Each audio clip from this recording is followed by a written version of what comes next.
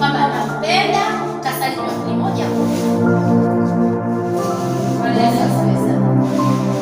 Kwa hiyo adui akifika maisha yako utalaumu kwamba Kristo hayupo. Kristo yupo, ila wewe ndio haupo kwa Kristo. Amen. Njia nyingine ya pili ni kutafakari sheria ya Bwana mchana na usiku. Haleluya. Jamani, Bwana ana sheria ambazo ameziweka ili tuzifuate, ili tuzizingatie na ili tuziishi. Sheria zake tunatakiwa tuzitafakari mchana, sio asubuhi umesoma neno imetosha, na mchana na jioni ya kazi gani? Unasoma soma yake. Bwana Yesu asifiwe. Jamani, wanafunzi, Bwana asifiwe. Wanafunzi wanaosoma. Bwana Yesu asifiwe. Neno la Mungu linasema tutafakari sheria ya Bwana mchana na usiku. Na kule madarasani kuna sheria za darasani kule ambazo tunataka tuzitafakari, si ndio? Walimu wanapotufundisha, baada ya kutufundisha tunawaachia wenyewe, alafu wakileta mtihani inawezekana? Wanafunzi, inawezekana? Mwalimu ameingia darasani kafundisha, baada ya kumaliza kufundisha akisema bora ameenda kuandika daftari na siku kesho.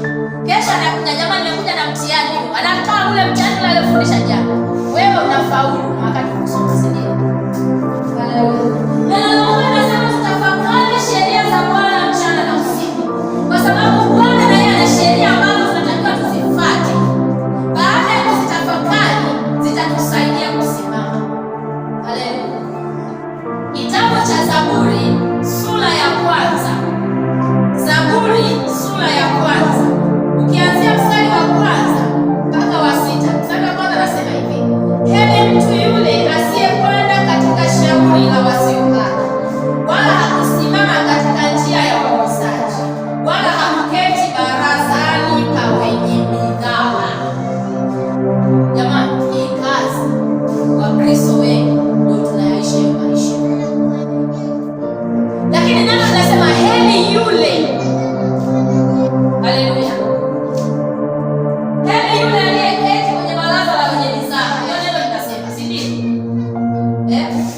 Kwamba heri yule aliyeketi kwenye baraza la wenye mizaha. Ndio neno linasema. Heri mtu yule asiyekwenda katika shauri la wasio haki, wala hakusimama katika njia ya wakosaji, wala hakuketi katika baraza la wenye nini? Mizaha. Jamani, wewe mbele za Mungu.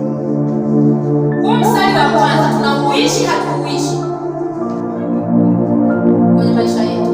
Tunauishi hatuuishi?